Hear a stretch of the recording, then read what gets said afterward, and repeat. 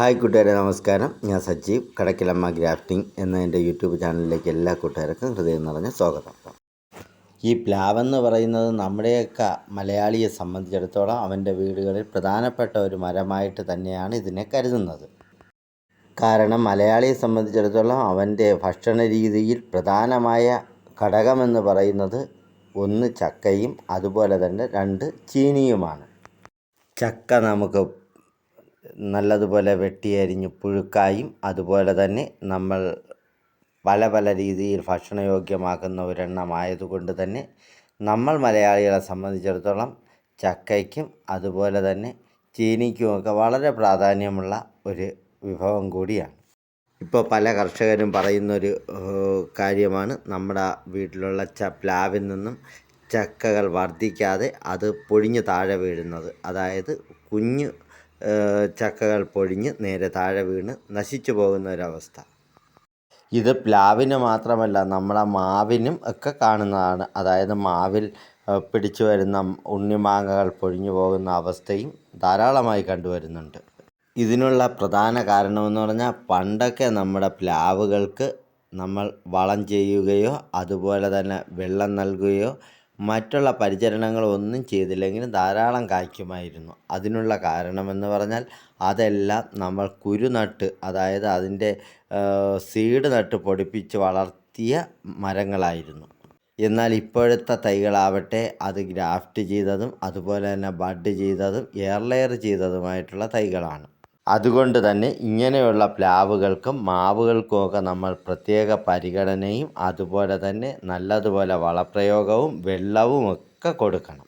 ഇതൊക്കെ തന്നെ ശരിയായ അളവിൽ നമ്മൾ കൊടുത്താൽ മാത്രമേ നമ്മുടെ മാവിൽ നിന്നായാലും പ്ലാവിൽ നിന്നായാലും നല്ലതുപോലെ നമുക്ക് കായ്ഫലം കിട്ടുകയുള്ളൂ.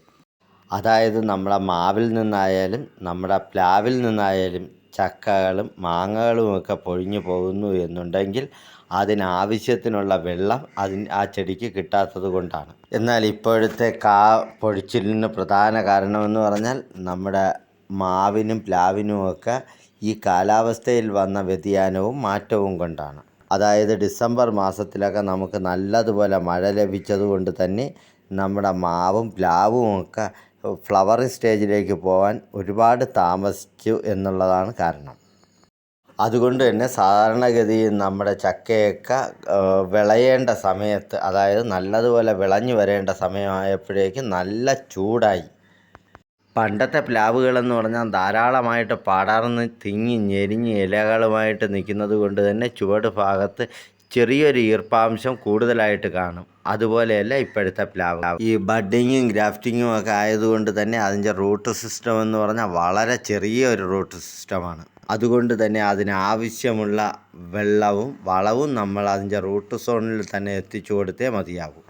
ഈ ഗ്രാഫ്റ്റ് ചെയ്യുന്ന തൈകളുടെ വേരുകൾ എന്ന് പറയുന്ന വേരുപടലം വളരെ ശക്തമല്ലാത്തത് കൊണ്ട് തന്നെ ഇതിന് നല്ലതുപോലെ നനവ് വളരെ അത്യാവശ്യമാണ്. അതുകൊണ്ട് തന്നെ ഒരു പ്ലാവിനായാലും ശരി, നല്ലതുപോലെ കായ്ക്കുന്ന മാവിനായാലും ശരി, ഏറ്റവും കുറഞ്ഞത് ഒരു 50 ലിറ്റർ വെള്ളമെങ്കിലും അതിൻ്റെ തടം നല്ലതുപോലെ കുതിരത്തക്ക വിധത്തിൽ നനച്ചു കൊടുക്കുകയാണ് വേണ്ടത്. ഇങ്ങനെ ചെയ്യുകയാണെങ്കിൽ നമ്മുടെ മാവിൻ്റെയും പ്ലാവിൻ്റെയും ഒക്കെ കാകൾ പൊഴിഞ്ഞു പോകുന്ന ഒരു പരിധി വരെ നമുക്ക് കുറയ്ക്കാൻ സാധിക്കും. അതുപോലെ നമ്മുടെ വിയറ്റ്നാം എയർലി പോലുള്ള പ്ലാവുകളിൽ ചക്കകൾ പൊഴിഞ്ഞു പോകാനുള്ള പ്രധാന കാരണം എന്ന് പറഞ്ഞാൽ അവിടെ കാൽസ്യത്തിൻ്റെയും ബോറോണിൻ്റെയും അഭാവം കൊണ്ടും ധാരാളമായി ഇതുപോലെ പൊഴിഞ്ഞു പോകാനുള്ള സാധ്യത കൂടുതലാണ്. എന്നാൽ നമ്മുടെ പ്ലാവിൽ നിന്നും പൊഴിഞ്ഞു വീഴുന്ന കുഞ്ഞു ചക്കകൾ പരിശോധിച്ച് കഴിഞ്ഞാൽ അതിൻ്റെ പുറം ഭാഗത്തൊരു കറുത്ത പാച്ചസ് വന്ന ശേഷം അത് ഉള്ളിലേക്ക് കരിവ് പടർന്ന് കരിഞ്ഞ് വികൃതമായാണിത് പൊഴിഞ്ഞ് താഴെ വീണ് കിടക്കുന്നതെങ്കിൽ കൃത്യമായും നമ്മൾ മനസ്സിലാക്കേണ്ടത് കാൽസ്യത്തിൻ്റെയും ബോറാക്സിൻ്റെയും കുറവ് കൊണ്ടാണ് ഇങ്ങനെ സംഭവിക്കുന്നത്. ഇങ്ങനെ കണ്ടു കഴിഞ്ഞാൽ നമ്മൾ മണ്ണിൽ ചേർത്ത് കൊടുക്കേണ്ടത് കാൽസ്യം നൈട്രേറ്റും അതുപോലെ തന്നെ ബോറാക്സുമാണ്. ഇത് നമുക്ക് 2 തരത്തിൽ ചെടികൾക്ക് കൊടുക്കാം. അതായത് ചെടിയുടെ തടത്തിലേക്ക് ചേർത്ത് കൊടുക്കാം, അതുപോലെ തന്നെ അതിൻ്റെ ഇലകളിലേക്ക് സ്പ്രേ ചെയ്ത് കൊടുക്കാം. ഇലകളിലേക്ക് സ്പ്രേ ചെയ്ത് കൊടുക്കാൻ പറ്റുന്നത് ചെറിയ പ്ലാവുകൾക്കാണ്. അത് 5 ഗ്രാം 1 ലിറ്റർ വെള്ളത്തിൽ ലയിപ്പിച്ച് നമ്മുടെ ചെറിയ പ്ലാവുകൾ കാച്ചതിലാണെങ്കിൽ അതിനൊക്കെ നമുക്ക് ഇലകളിലേക്ക് സ്പ്രേ ചെയ്ത് കൊടുക്കാം. ഇത് വൈകുന്നേര സമയങ്ങളിൽ സ്പ്രേ ചെയ്യുന്നതാണ് ഏറ്റവും നല്ലത്. ചില സമയങ്ങളിൽ ബോറോണിൻ്റെ കുറവ് കൊണ്ട് ചെടിക്ക് ഇതുപോലെ സംഭവിക്കാറുണ്ട്. അങ്ങനെയുണ്ടെങ്കിൽ നമുക്ക് 5 ഗ്രാം ബോറാക്സ് 1 ലിറ്റർ വെള്ളത്തിൽ ലയിപ്പിച്ച് നമ്മുടെ ചെടിയുടെ ഇലകളിലേക്ക് സ്പ്രേ ചെയ്ത് കൊടുക്കാം. അതുപോലെ തന്നെ നമ്മുടെ പ്ലാവിൻ്റെ ചുവട് ഭാഗത്ത് പൊഴിഞ്ഞു വീഴുന്ന ചക്കകളുടെ ഈ തണ്ട് ഭാഗം കരിഞ്ഞാണ് തറയിൽ വീണ് കിടക്കുന്നതെങ്കിൽ നമുക്ക് പ്രധാനമായിട്ടും അവിടെ കൊടുക്കേണ്ടതെന്ന് പറഞ്ഞാൽ സൂഡോമോണസാണ്. അതായത് ഒരു 15 ദിവസം കൂടുന്ന സമയങ്ങളിൽ നമ്മുടെ ഒരു പ്ലാവിന് 1 ലിറ്റർ വെള്ളത്തിൽ 20 ഗ്രാം എന്ന കണക്കിൽ 5 ലിറ്റർ വെള്ളത്തിൽ നമുക്കൊരു 100 ഗ്രാം സൂഡോമോണസ് കലക്കി നല്ലതുപോലെ മിക്സ് ചെയ്തതിന് ശേഷം നമ്മുടെ ചെടിയുടെ ഇലകളിലേക്കോ അതുപോലെ തന്നെ ചുവട് ഭാഗം തടം നല്ലതുപോലെ നനയത്തക്ക വിധത്തിൽ നമുക്ക് ചെടിക്ക് നൽകാം. ഇതുപോലെ തന്നെ നമ്മളെ മാവിനും ഈ രീതിയിൽ തന്നെ ചെയ്തു കൊടുത്താലും നമ്മളെ മാവിലെ മാങ്ങ പൊഴിഞ്ഞു പോകുന്നത് നമുക്ക് കുറയ്ക്കാൻ പറ്റും. അപ്പോൾ ഇത്രയും കാര്യങ്ങൾ ശ്രദ്ധിക്കുകയാണെങ്കിൽ നമ്മുടെ മാവിലും നമ്മുടെ പ്ലാവിലും ഉണ്ടാകുന്ന ചക്കയും മാങ്ങയും ഒക്കെ നമുക്ക് പൂർണ്ണമായും വിളവെടുക്കാൻ സാധിക്കും.